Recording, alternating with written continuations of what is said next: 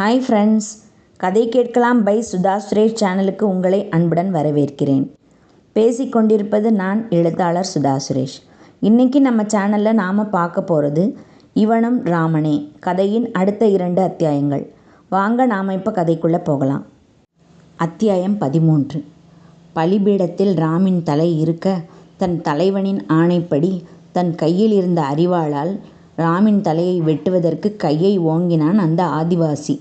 தலைக்கு மிக அருகே வந்துவிட்டது அவனுடைய கையில் இருந்த ஆயுதம். அப்போது திடீரென்று எங்கிருந்தோ பறந்து வந்த ஒரு அம்பு அந்த அரிவாளில் பட்டு அது தூரச் சென்று விழுந்தது. அம்பு வந்த திசையை அனைவரும் ஆச்சரியத்துடன் பார்த்தனர்.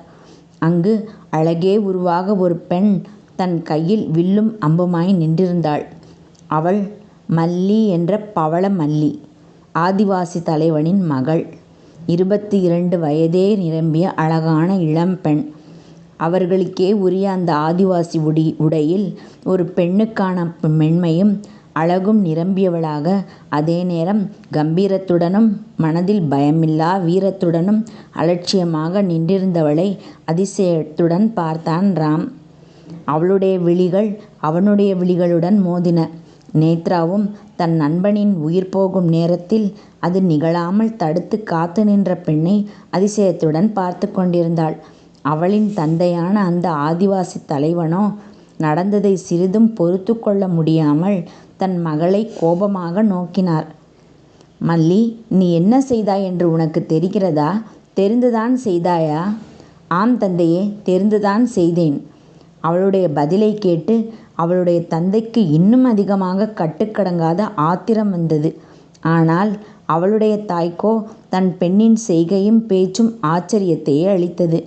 மல்லி, தெரிந்துதான் அவனை காப்பாற்றியதாக சொல்கிறாயா? நீ சொல்வது எனக்கு ஆச்சரியமாக உள்ளது மல்லி. வியப்பு சிறிதும் அகலாமல் தன் மகளை பார்த்து கேட்டாள். இதில் ஆச்சரியப்பட என்ன உள்ளது அம்மா? அந்த ஆடவன் யார் என்று உனக்கு தெரியுமா மகளே? நம் இடத்தில் நுழைந்த மானிட அடிமை. நம் இடத்தில் அத்துமீறி யாராவது உள்ளே நுழைந்து விட்டால் அவர்களுக்கு சிரச்சேதம்தான் தண்டனை. அது உனக்கு நன்கு தெரியுமல்லவா? கர்ஜித்தார் தலைவரான அவளுடைய தந்தை. தெரியும் தந்தையே. ஆனாலும் ஒரு காரணத்துக்காகத்தான் நான் அவனை காப்பாற்றினேன். என்னது காரணம் இருக்கிறதா? அது என்ன காரணம் என்று நான் தெரிந்து கொள்ளலாமா மல்லி? கண்டிப்பாக தந்தையே, நான் காரணம் கூறுகிறேன். தாங்கள் அதை கோபப்படாமல் கேட்க வேண்டும். அப்படி என்ன கூறப்போகிறாய் மல்லி? அந்த ஆடவனை எனக்கு மிகவும் பிடித்திருக்கிறது தந்தையே. என் முதல் பார்வையிலேயே அவர் என்னை மிகவும் கவர்ந்து விட்டார். அதனால் எனக்கும் அவருக்கும் மனம் செய்து வையுங்கள் தந்தையே. தன் விருப்பத்தை கூறிவிட்டு பெண்ணுக்கே உரிய வெட்கத்தில் தலை குனிந்து கொண்டாள் மல்லி. ஆனால் அவள் பேசியதை கேட்டுக்கொண்டிருந்த ராமுக்கோ தலை சுற்றியது. ஐயோ, என்ன இது? ஒரு பிரச்சனையிலிருந்து தப்பித்தோம் என்று சந்தோஷப்பட்டால் இப்படி ஒரு பயங்கரமான பிரச்சனையில் சிக்கிக்கொள்வோம் என்று கொஞ்சம் கூட எதிர்பார்க்கவே இல்லையே. இப்போ இதிலிருந்து எப்படி தப்பிக்கிறது? யோசித்தவாறே பரிதாபமாக நேத்ராவை பார்த்தான். அவளும் இதென்ன புது பிரச்சனை என்று கவலையுடன் அவனையே பார்த்தாள். மல்லி, நீ என்ன சொல்கிறாய்? நம் இனத்தைச் சேர்ந்த ஒரு ஆணை திருமணம் செய்து கொள்வதை விட்டு இப்படி ஒரு அடிமையை போய் மனம் செய்து கொள்ள விரும்புவதாக சொல்கிறாயா? உனக்கு இது வெட்கக்கேடான செயலாக தோன்றவில்லை? நீங்கள் ஏன் அப்படி நினைக்கிறீர்கள் தந்தையே? நம் இனத்தில் ஒருவர் கூடுவதாக நினைத்து பாருங்கள். உங்களுக்கு அது சரியாக தோன்றும். சற்று யோசித்தவர் தன் மனைவியிடம் ஏதோ கலந்து பேசினார். பிறகு தன் மகளை பார்த்து கூறினார். நீ சொல்வதும் சரியாகத்தான் தோன்றுகிறது மல்லி. உனக்கு அவனையே மனம் முடித்து வைக்கிறோம். ஆனால் அவனுடன் வந்த அந்த பெண்ணை என்ன செய்வது? அவளை வேண்டுமானால் சிரச்சேதம் செய்து விடுவோமா? வேண்டாம் தந்தையே. எனக்கு கணவனாக போகும் அந்த ஆடவனுடன் வந்தவள் என்பதால் அவளுக்கும் தண்டனை எதுவும் வேண்டாம் தந்தையே. இனி அவளும் நம் இனத்தோடு சேர்ந்து இங்கேயே இருக்கட்டும். நான் சொல்வது சரிதானே தந்தையே? ஆகட்டும் மல்லி, நீ சொல்வது போல் அவளும் இனி இங்கேயே இருந்துவிட்டு போகட்டும். நம் இனத்தின் எண்ணிக்கையில் 2 பேர் கூடிவிட்டனர். அது நமக்கு சந்தோஷமான விஷயம்தானே. அனைவரும் மகிழ்ச்சியுடன் சிரித்தனர். பிறகு ராமை பார்த்து பலத்த சிரிப்பு ஒன்றை உதிர்த்தார்.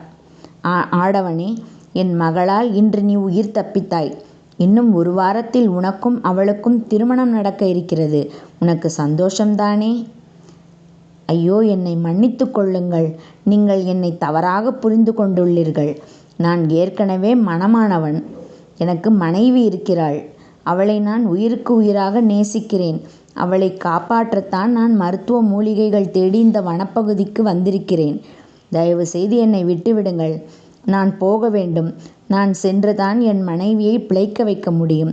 உங்களை கெஞ்சி கேட்கிறேன், என்னை இங்கிருந்து போக விடுங்கள். என்னது, இங்கிருந்து உன்னை அனுப்ப வேண்டுமா? உனக்கு இப்படியெல்லாம் சொன்னால் சரியாகாது என்று கூறியவன், யாரங்கே?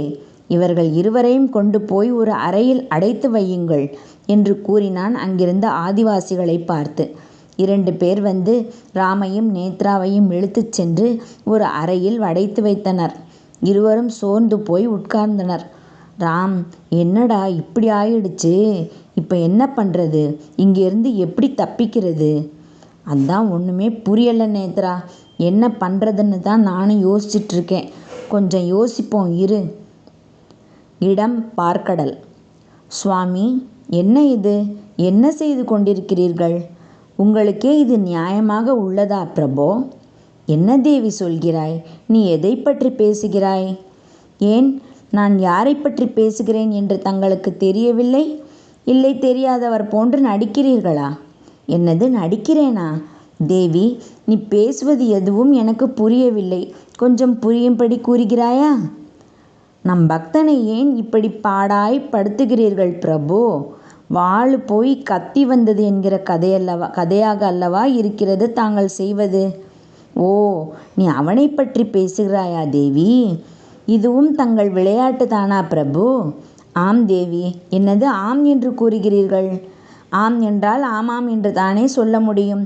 இல்லை என்று பொய்யா சொல்ல முடியும் தேவி? பொய் சொல்வது எனக்கு கொஞ்சமும் பிடிக்காது தேவி. ஆஹாஹா, என்னவோ ரொம்ப நல்ல பிள்ளை போல் பேசுகிறீரே. கோபத்துடன் கண்களை உருட்டி கொண்டு கேட்டார் லக்ஷ்மி தேவி. நாராயணர் பயப்படுவது போல் பரிதாபமாக முகத்தை வைத்துக்கொண்டு மிகவும் அப்பாவியாக கேட்டார். ஏன் தேவி இப்படி முறைக்கிறாய், கோபப்படுகிறாய்? தாங்கள் செய்த வேலைக்கு கோபப்படாமல் என்ன செய்வது சுவாமி? தேவி, நீ அவனை, அதாவது நம் பக்தன் ராமை பற்றி என்ன கூறினாய் என்று உனக்கு ஞாபகம் இருக்கிறதா? என்ன கூறினேன்? அவனை பூலோக ராமன் என்று கூறினாய். நீ நினைவில் உள்ளதா தேவி? ஆம், கூறினேன். அதற்கென்ன? ராமாயணத்து ராமன் ஒரு ஏகபத்தினி விரதன். தெரியுமல்லவா உனக்கு? ஆம், தெரியும். அப்படியென்றால் இந்த பூலோகத்து ராமனும் அந்த ராமனைப் போல் ஏகபத்தினி விரதனா இல்லையா என்பதை நாம் சோதிக்க வேண்டாமா? அதற்காக கொஞ்சம் தயக்கமாகவே பதில் வந்தது லக்ஷ்மி தேவியிடம் இருந்து. அதற்காக வைத்திருக்கும் சோதனை தான் இது. பார்ப்போம் அவன் என்ன செய்கிறான் என்று. அப்பெண்ணை திருமணம் செய்து கொள்ள ஒத்துக்கொள்கிறானா, இல்லை தன் ஏகபத்தினி விரதத்தை கடைபிடிக்கிறானா என்று. ஆனால் அவனுக்கு அதில் விருப்பமில்லை என்றாலும் அங்கிருந்து எப்படி அவன் தப்பித்துச் செல்வான் பிரபோ? தேவி, நீ பதட்டப்படாமல் தயவு செய்து நடப்பதை மட்டும் வேடிக்கை பார். பயப்படாதே. ஓகேயா? ஓகே பிரபோ. தேவியை பார்த்து புன்னகைத்தார் நாராயணர். அத்தியாயம் 14. ராமும் நேத்ராவும் சோகமாக அமர்ந்திருந்தனர். அங்கிருந்து எப்படி தப்பி வெளியேறலாம் என்பதை யோசித்து யோசித்து ஒரு வழியும் புலப்படாமல் மனம் குழம்பிப்போய் சீதாவை நினைத்து புலம்பிக் கொண்டிருந்தான் ராம். இப்படி வந்து மாட்டிக்கிட்டோமே, இங்கேருந்து தப்பிக்கிறதுக்கு எதுவும் வழி இருக்குதான்னு கூட தெரியலையே, என்ன செய்கிறது? பிறகு நேத்ராவிடம் திரும்பி அவளிடம் கேட்டான், உனக்கு ஏதாவது வழி தெரியுதா நேத்ரா? இல்லை ராம், யோசிச்சு நானும் டயர்ட் ஆயிட்டேன். அதுக்கு இவங்க என்ன சிரச்சேதமே பண்ணியிருக்கலாம். ஏற்கனவே எனக்கு கல்யாணம் ஆயிடுச்சுன்னு சொன்னால் கூட புரிஞ்சுக்க மாட்டேன்றாங்க. ஒருவேளை இவங்க நான் சொல்கிறத கேட்காம அந்த பொண்ணை கல்யாணம் பண்ண சொல்லி கட்டாயப்படுத்தினா அப்புறம் நான் உயிரோடவே இருக்க மாட்டேன் நேத்ரா. அவன் பேசியதை கேட்டுக்கொண்டே அங்கு வந்த அந்த பெண் பவளமல்லி அவனை ஆச்சரியத்துடனும் அதிர்ச்சியுடனும் பார்த்து கேட்டாள். இப்போது நீ என்ன கூறிக்கொண்டிருந்தாய்? மீண்டும் ஒரு முறை சொல். என் மனைவியின் கழுத்தில் தாலி கட்டிய இந்த கையால் வேறு எந்த பெண்ணின் கழுத்திலும் தாலி கட்ட மாட்டேன். ஒருவேளை அப்படி ஒரு நிலைமை வந்தால் நான் என் உயிர் துறக்கவும் யோசிக்க மாட்டேன். இது சத்தியம். அவனை வியப்புடனும் திகைப்புடனும் பார்த்தாள் மல்லி. என்னை மணமுடித்து என்னுடன் இங்கு சந்தோஷமாக ராஜா மாதிரி வாழ்வதை விட்டுவிட்டு உயிரை விடுவேன் என்று கூறுகிறாயே, நீ என்ன முட்டாளா? அப்படியே வைத்துக்கொள். இந்த ஜென்மத்தில் எனக்கு மனைவி என்பவள் சீதா மட்டும்தான். வேறு யாரையும் நான் மனதால் கூட நினைக்க மாட்டேன். ஓ என்றபடியே அவன் அருகில் வந்து அவனுடைய முகவாயை தொட முயற்சித்தாள் மல்லி. நில், என்னை தொடாதே. அதையும் மீறி நீ என்னை தீண்டினாய் என்றால் என் கையை சுட்டு பொசுக்கிக் கொள்ள கூட தயங்க மாட்டேன். நினைவில் வைத்துக்கொள். சபாஷ், உன் மனைவி மீது அவ்வளவு காதலா இளைஞனே? ஆம், அடுத்தவருக்கு சொந்தமானவர் மீது ஆசைப்படும் உனக்கெல்லாம் எங்கே தெரியப் போகிறது என் தூய்மையான காதலை பற்றி? நான் என் மனைவி மேல் வைத்திருக்கும் காதல் தூய்மையானது மட்டுமல்ல, அது புனிதமானது, தெய்வீகமானதும் கூட. ஒருவனுக்கு ஒருத்தி என்கிற பண்பாட்டை கொண்டது எங்கள் காதல். அதெல்லாம் உனக்கு தெரிந்திருக்க சிறிதும் வாய்ப்பில்லை பெண்ணே. தயவு செய்து நீ இங்கிருந்து சென்றுவிடு. எனக்கு கோபம் வருகிறது. அவனை இன்னும் அதிசயமாக பார்த்தாள் மல்லி. உன்னை பார்த்தால் எனக்கு மிகவும் வியப்பாக இருக்கிறது இளைஞனே. காதலை பற்றி நீ தந்த விளக்கம் உன்மேல் எனக்கு ஒரு மரியாதையை ஏற்படுத்தி உள்ளது. உன் மனைவி மீது நீ கொண்டுள்ள அந்த புனிதமான காதல் என்னை மெய் சிலிர்க்க வைக்கிறது. அவளுடைய குரலில் அளவு கடந்த வியப்பும் மரியாதையும் தெரிந்தது. அவள் இவ்வாறு பேசியவுடன் இந்த சமயத்தை நாம் விடக்கூடாது. அவளிடம் எப்படியாவது பேசி அவள் மனதை மாற்றி அங்கிருந்து தப்பிக்க வழி செய்ய வேண்டும் என்கிற எண்ணத்தில் அவளிடம் மீண்டும் பேச ஆரம்பித்தான் ராம். ஆம் பெண்ணே, எங்கள் காதல் அப்படிப்பட்டதுதான். ஒரு ஆணுக்கும் ஒரு பெண்ணுக்கும் திருமணம் முடிந்துவிட்டால் வாழ்நாள் முழுவதும் ஒருவருக்கொருவர் விட்டு கொடுக்காமல் வாழ்வோம். ஒருவர் மற்றவருக்காக உயிரையே கொடுக்கக்கூட தயங்க மாட்டோம் நாங்கள். அதனால் பெண்ணே, தயவு செய்து புரிந்து கொள். என் மனைவி ஒரு விபத்தில் சிக்கி கோமா ஸ்டேஜிற்கு சென்று விட்டாள். அதாவது சுற்றி நடப்பது எதுவும் தெரியாமல் ஆழ்ந்த மயக்கத்தில் இருக்கிறாள். நான் அவளை காப்பாற்றுவதற்காகத்தான் மருத்துவ மூலிகைகளை தேடிக்கொண்டு இந்த பயணத்தை துவங்கினேன். நான் அந்த மூலிகைகளை எடுத்து கொண்டு சென்று படுத்த படுக்கையாக இருக்கும் என் மனைவியை உயிருடன் மீட்க வேண்டும். இவள் என் தோழி, என்னுடன் வந்திருக்கிறாள் துணைக்கு. உன்னை மன்றாடி கேட்டுக்கொள்கிறேன், எங்களை இங்கிருந்து தப்பிக்க விடு. அவன் இவ்வளவு நேரம் பேசியதை எந்த குறுக்கீடும் இல்லாமல் அமைதியாக கேட்ட மல்லி சிறிது நேரம் மௌனமாக யோசனையில் ஆழ்ந்தாள். பிறகு அங்கிருந்து எதுவும் பேசாமல் வெளியே சென்று விட்டாள். அன்று பொழுது முடிந்து இருட்டத் துவங்கியது. ராமும் நேத்ராவும் சோகமே உருவாக அமர்ந்திருந்தனர். ஆனால் ராமின் முகத்தில் திடமும் நம்பிக்கையும் கூட தெரிந்தது. அந்நேரத்தில் மல்லி மெதுவாக அவர்கள் இருக்கும் அறைக்குள் நுழைந்தாள். அவளை திடுக்கிட்டு பார்த்தனர் இருவரும். வேகமாக அவர்கள் அருகில் வந்தவள், 2 பேரும் என்னுடன் வாருங்கள், நான் உங்களை இங்கிருந்து தப்பிக்க வைக்கிறேன். ராமும் நேத்ராவும் வியப்பு கலந்த சந்தோஷத்துடன் அவளை பார்த்தனர். என்ன வியப்பாக உள்ளதா இளைஞனே? நம்ப முடியவில்லை அல்லவா? உன் மனைவி மேல் நீ கொண்டுள்ள காதல் என் மனதை மாற்றிவிட்டது.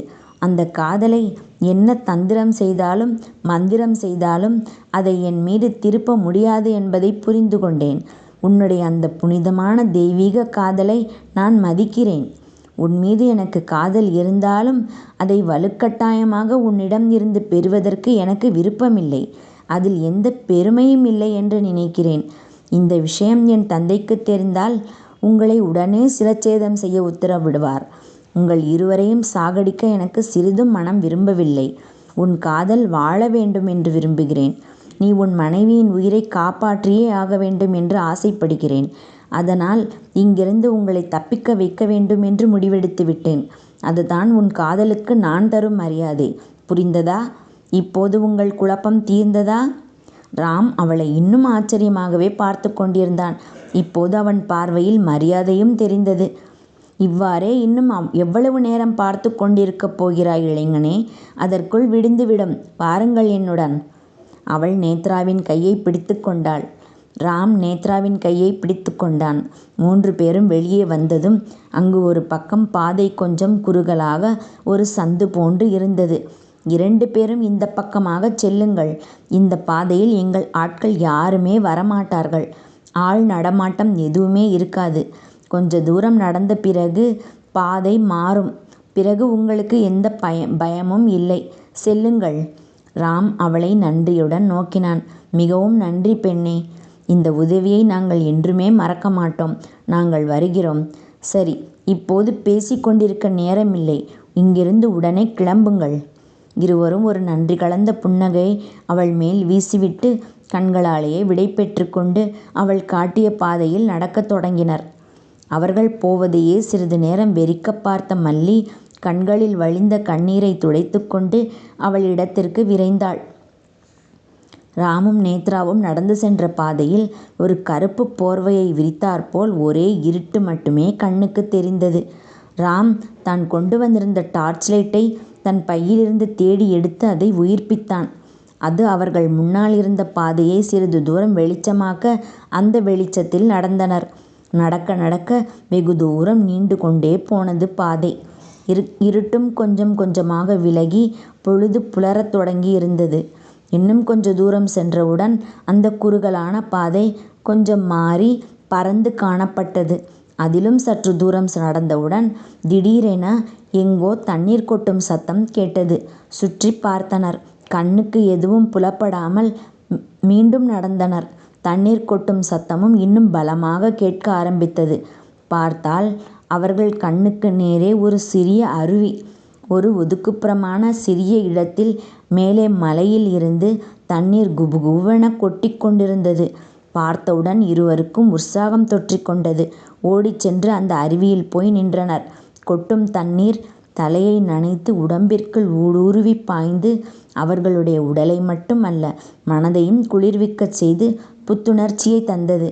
சிறிது நேரம் ஆசை தீர குளித்துவிட்டு வெளியே வந்து அந்த ஈரத் துணியுடனே மீண்டும் நடக்கத் தொடங்கினர். வீசும் அந்த குளிர்ந்த காற்று அவர்களை வருடிச் சென்றது. 10 நிமிடங்களில் அவர்களுடைய துணியும் காய்ந்தது. திடீரென அவர்களுடைய கண்ணுக்கு பச்சை பசேலென ஒரு புல்வெளி தென்பட்டது. சிறிய சிறிய செடிகொடிகள் மற்றும் மரங்கள் வளர்ந்து அந்த இடமே பசுமையாக தெரிந்தன. ஹே நேத்ரா, இந்த இடத்தை தான் அந்த மேப் காட்டுச்சுன்னு நினைக்கிறேன். எஸ், இங்கே தான் மூலிகை இருக்குது. ஆமாம் ராம், யூ ஆர் கரெக்ட். இந்த இடத்துல தான் மூலிகை இருக்குன்னு மென்ஷன் பண்ணியிருந்தது. இங்கே தேடுவோம் நாம். ஏதோ ஒரு அடையாளம் இருக்குன்னு அந்த சித்த வைத்தியர் சொன்னார்ல, அந்த அடையாளத்தை நாம் இப்போ தேடணும். ஆமாம், அந்த இடத்தை சுற்றிலும் நன்கு அலசினார்கள். எந்த அடையாளமும் கண்ணுக்கு தென்படவில்லை அவர்களுக்கு. அப்போது திடீரென உற்சாகமாக கத்தினாள் நேத்ரா. டேய் ராம், அந்த இடத்த கொஞ்சம் பாரு. என்ன ஃப்ரெண்ட்ஸ், இந்த பகுதி உங்களுக்கு பிடிச்சிருந்ததா? பிடிச்சிருந்தால் லைக் பண்ணுங்கள், கமெண்ட் பண்ணுங்கள், ஷேர் பண்ணுங்கள். நான் அடுத்த அத்தியாயங்களோட சீக்கிரமாக உங்களை சந்திக்க வர்றேன். அதுவரை நன்றி கூறி விடைபெறுவது நான் சுதா சுரேஷ். பாய் மக்களே.